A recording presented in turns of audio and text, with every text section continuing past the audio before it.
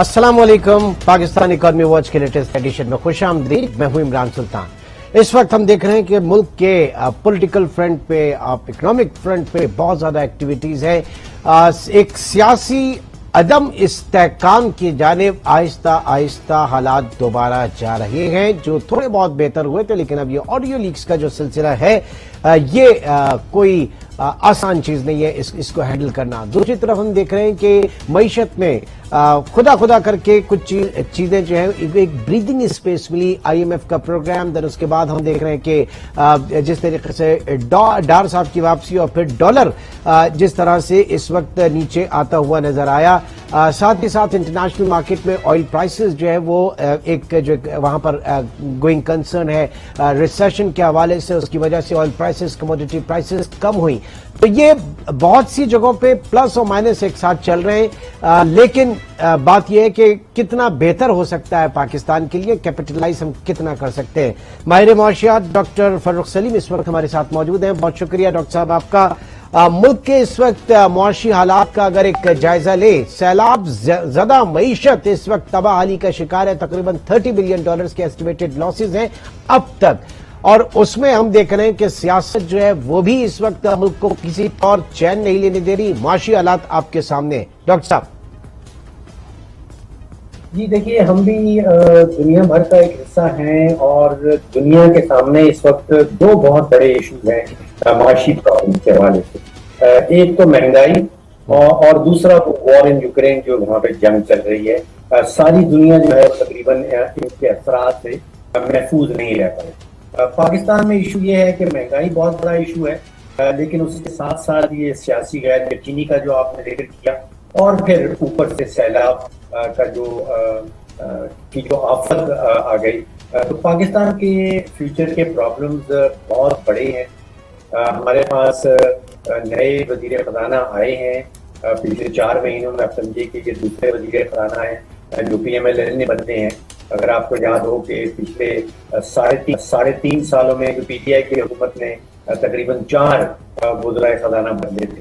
तो आप सोचिए कि इसी जो भी असेंबली चल रही है, हाजिर असेंबली, ये उसका 6वां वजीर खजाना है। आप सोच सकते हैं कि इन वजीर खजाना साहब की जो माजी की कारकर्दगी थी, वो कहती थी, जो फ्यूचर के चैलेंजेस हैं वो क्या होंगे।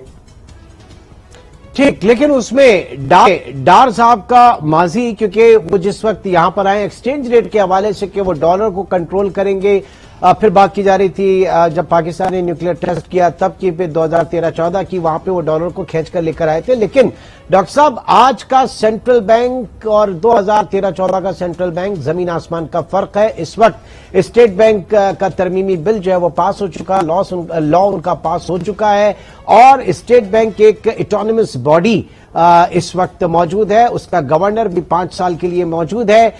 फिर बात यह कि मिनिस्ट्री ऑफ फाइनेंस का जो एक असर और रसूख हुआ करता था वो शायद अब इतना ना हो, इन प्रिंसिपल तो बिल्कुल भी नहीं होना चाहिए।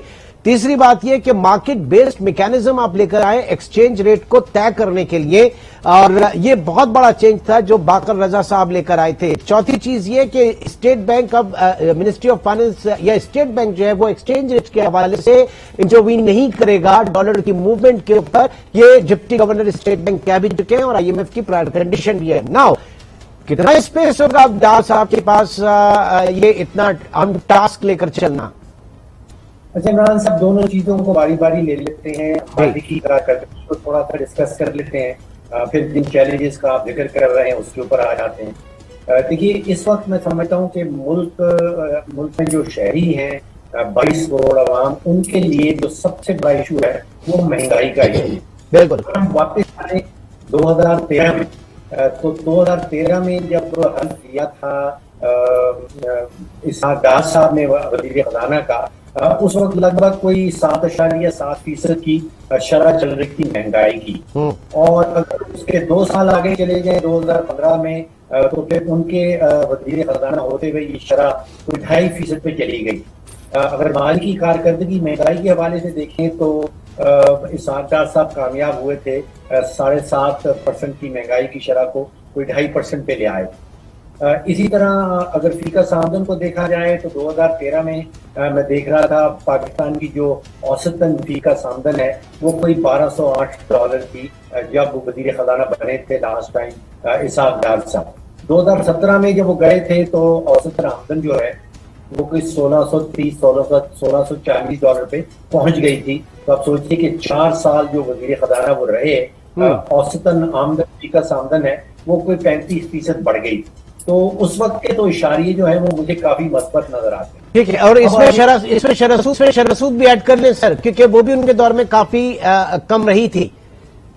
جی بالکل، شرح سود بھی جب وہ آئے تھے تو اس وقت آئی تھی، جب وہ ان کے جانے کا وقت آ رہا تھا تو اس کو کافی نیچے لے آئے۔ اب حاضر کی بات کر لیں، آپ نے بالکل ٹھیک کہا کہ ماضی میں جو ڈالر کو کنٹرول کرنے کا معاملہ تھا وہ وزیر خزانہ صاحب کرتے تھے، اور آپ یاد کیجئے کہ 2016 میں اسٹیٹ بینک کے پاس کوئی $18 ارب پڑے، آج ہمارے اسٹیٹ بینک کے پاس $8 ارب پڑے۔ اگر روپے کو مصنوعی طور پہ مضبوط کرنا ہو تو اس کی ٹیکنیک یہی ہوتی ہے کہ آپ اسٹیٹ بینک کے ذخائر نکال کے مارکیٹ میں پھینکتے ہیں اور اس سے روپیہ جو ہے وہ مصنوعی طریقے سے کچھ دیر کے لیے مضبوط ہو جاتا ہے۔ اس وقت 18 ارب تھے، آج 8 ارب ہیں، تو میں سمجھتا ہوں کہ 8 ارب کے ہوتے ہوئے بڑا مشکل ہوگا کہ اسٹیٹ بینک سے کوئی ریزروز نکال کے مارکیٹ کے اندر پھینکے جائیں۔ دوسرا جو پالیسی انسٹرومنٹ ہم کہتے ہیں جو وزیر خزانہ کے پاس ہوتا ہے وہ اس کو کہتے ہیں وربل انٹرونشن، یعنی کہ آپ ڈرائیں دھمکائیں، اور اس میں آپ دیکھیے کہ اسحاق ڈار کے آنے سے پہلے ہی روپیہ جو ہے مضبوط ہونا شروع ہو گیا۔ صحیح، میں سمجھتا ہوں چوتھی دفعہ وزیر خزانہ بن رہے ہیں، مارکیٹ میں جو سٹہ باز ہیں چاہے وہ اوپن مارکیٹ میں ہوں یا جو انٹر بینک میں بہت بڑے منافع کاٹے ہیں ٹریجری ڈپارٹمنٹس نے، وہ ان کے اوپر خوف چھا گیا ہے ڈار صاحب کا کہ وہ شاید جانتے ہیں اپنے دفتر کی اتھارٹی کو کس طرح استعمال کرنا ہے، تو ان سے خوف کھا گئے ہیں سٹے باز، چاہے وہ انٹر بینک مارکیٹ میں ہوں یا وہ اوپن مارکیٹ میں ہوں۔ تو آپ نے دیکھا کہ پچھلے سر یہیں پہ ذرا میں ایک سوال اس پہ رکھوں گا کہ بات آگے جانے اس سے پہلے کہ یہ جو خوف جس کی بات کر رہے ہیں، ظاہر ہے کہ 240 کے قریب ڈالر تھا، اور پھر اس کے بعد جو ریل ویلیو ہے، ریل افیکٹو ایکسچینج ریٹ، وہ 200 کے قریب کہا جا رہا تھا، تو اس طرح سے یہ اوور ویلیوڈ تھا، اور اس میں سٹے بازی بہت تھی، اس میں اسپیکولیشن بہت تھی۔ آپ نے بالکل بجا کہا کہ اس میں سینٹرل بینک نے کم از کم 8 بینکوں کو شو کاز نوٹسز بھی دیے ہیں۔ بنگلہ دیش میں انہوں نے اپنے 3 ٹریجری ہیڈز جو ہیں ان کو باقاعدہ بیہائنڈ دا بارز بھیج دیا۔ آپ سمجھتے ہیں کہ پاکستان میں اس طرح کا کوئی ایکشن ہو سکتا ہے یا پھر بات دب جائے گی، آگے بڑھ جائیں گے؟ جی، بنگلہ دیش میں 6 بڑے بینکوں کے جو ٹریجری چیفز تھے وہ ان کے سینٹرل بینک جو بنگلہ دیش بینک ہے انہوں نے ان کے بینکوں کو کہا کہ ان سب کی چھٹی کر دی ہے۔ وہاں پہ ایسے اسٹیپس لیے گئے ہیں۔ میں سمجھتا ہوں کہ اسٹیٹ بینک یا وزارت خزانہ جو ہے اگر وہ پریکٹیکل انٹرونشن جس کو ہم کہتے ہیں، عملی مداخلت سے اگر پرہیز کرے تو بہتر ہے۔ یہ جو وربل کمیونیکیشن ہے اور وربل انٹرونشن ہے جس سے آپ ڈراتے دھمکاتے ہیں، زبان کا استعمال کرتے ہیں، پیغام رسائی کا استعمال کرتے ہیں، اسٹرانگ میسیجز بھیجتے ہیں، یہ طریقہ کار جو ہے یہ زیادہ بہتر ہے۔ ابھی تک مجھے نہیں لگ رہا کہ یا تو اسٹیٹ بینک نے یا وزارت خزانہ نے کسی قسم کی عملی مداخلت کی ہو، ابھی وہ وربل کمیونیکیشن اور وربل انٹرونشن ہو رہی ہے، اور آپ دیکھ رہے ہیں کہ وہ کام کر رہی ہے۔ 4-5 میں آپ نے جیسے دیکھا کہ 10 روپے جو ہے روپیہ وہ اسٹرانگ ہو گئے۔ ٹھیک ہے، اچھا اب ظاہر ہے کہ انٹرنیشنلی آپ بات کریں ریسیشن کے حوالے سے، پھر گلوبل کموڈیٹی پرائسز جو سپر سائیکل تھا وہ اس وقت کافی کول ہوا، آئل پرائسز ہمارے فیور میں ہیں، ہم اس کو کیسے کیپٹلائز کر سکتے ہیں؟ کیونکہ جب آپ ایکسپورٹس کی بات کرتے ہیں اس وقت آپ ایکسپورٹ کا $1 کمانے کے لیے امپورٹ کی اس میں $4 آپ کو لٹانے پڑتے ہیں، تو پالیسی چینج یہ ہونا چاہیے کسی طریقے سے امپورٹ کرٹیل کریں، پھر آپ کا جو ہے آلٹرنیٹ ہے امپورٹس کے حوالے سے ان کی طرف آئیں، یا ہم لگے رہیں گے ایکسپورٹ کی طرف، کیونکہ 6% گروتھ ہم افورڈ کر ہی نہیں سکتے۔ جہاں ہم بڑھتے ہیں ماڈریٹ سے نکل کے اور 6-7% گروتھ کی طرف، اور وہاں پہ ہم ایک امپورٹ بل اپنے اوپر چڑھا لیتے ہیں۔ یہ 2 چیزیں ہیں جو میں سمجھتا ہوں اسحاق ڈار صاحب کی فیور میں جا رہی ہیں۔ ایک آپ نے ذکر کیا جو عالمی منڈیوں میں تیل کی قیمت ہے، وہ کچھ مہینے پہلے $130 بیرل تھی، اب وہ $85 کے قریب پہنچ گئی ہے، اس سے بھی نیچے چلی جاتی ہے. تو اس کے نتیجے میں سمجھتا ہوں کہ ان کے پاس کچھ اسپیس آ جائے گی، کسی قسم کی ریلیف دے سکتے ہیں وہ پاکستانی عوام کو. دوسرا جو فیوریبل معاملہ ہے وہ کھانے بنانے کا جو تیل ہے وہ کچھ ہی مہینے پہلے کوئی 7,000 رنگٹ کا تھا، وہ کوئی 2,500 رنگٹ پہ پہنچ گیا ہے، جو ملیشین پام آئل کی میں بات کر رہا ہوں. تو وہاں پہ تقریباً آپ سمجھیے کہ آدھی قیمتیں ہو گئی ہیں، اور ہم کوئی $3-3.5 بلین خرچ کرتے ہیں کھانے بنانے کا تیل امپورٹ کرنے کی. تو وہاں پہ بھی کچھ ریلیف جو ہے وہ عوام کو دی جا سکتی ہے. اب معاملہ جو ہے اور حوالے سے آپ سمجھیے کہ کافی سنگین ہے، اور اس میں سب سے زیادہ خطرناک معاملہ جو مجھے لگ رہا ہے وہ ڈالر کا فقدان ہے. چاہے وہ آپ کے انٹر بینک مارکیٹ میں ہو یا آپ کی اوپن مارکیٹ میں ہو، پاکستان کے پاس ڈالر بڑی تیزی سے ختم ہو رہے ہیں، یا یہ کہہ سکتے ہیں کہ ختم ہو چکے ہیں. ان کو اس کی جو بنیادی جڑ ہے وہ، جیسے آپ ابھی ذکر کر رہے تھے کہ ہمارے پاس ایکسپورٹ کرنے کے لیے کچھ نہیں رہتا، امپورٹ ہم 70-80 بلین کی کر لیتے ہیں، ایکسپورٹ 30-31 ارب ڈالر سے اوپر نہیں آتی. اس کے لیے ٹائم چاہیے، اور اس کے لیے جس کو ہم اسٹرکچرل انڈرٹیکنگ کہتے ہیں، یعنی کہ آپ کو بنیادی اصلاحات لانی پڑیں گی. دیکھیے، جب کرنٹ اکاؤنٹ کا ڈیفیسٹ ہوتا ہے، خسارہ ہوتا ہے، تو اس کا مطلب یہ ہے کہ آپ کی معیشت جو ہے وہ انبیلنسڈ ہے، آپ کی معیشت جو ہے وہ کمپیٹیٹو نہیں ہے دنیا کے مقابلے میں. یہاں پہ جو کارٹیلز ہیں، جس میں چینی کا کارٹیل ہے، جس میں کھاد کا کارٹیل ہے، جس میں بجلی کا بہت بڑا کارٹیل بن گیا ہے، جب تک ان کارٹیلز کی، جس کو وہ کہتے ہیں کہ پرائس فیلنگ جو پاور ہے، یہ اپنی منہ مانگی قیمت وصول کرتے ہیں ہم سے. صحیح. جب تک ان توڑا نہیں جائے گا، بنیادی اصلاحات نہیں سامنے لائی جائیں گی، تو بڑا مشکل ہے کہ پاکستان کی اکانومی کمپیٹیٹو ہو سکتی. یعنی فسکل اسپیس اگر جو نکالنی ہے تو پھر وہ پالیسیز کے حوالے سے نکالنی ہے، وہ سخت ایکشنز کے حوالے سے نکالنی ہے.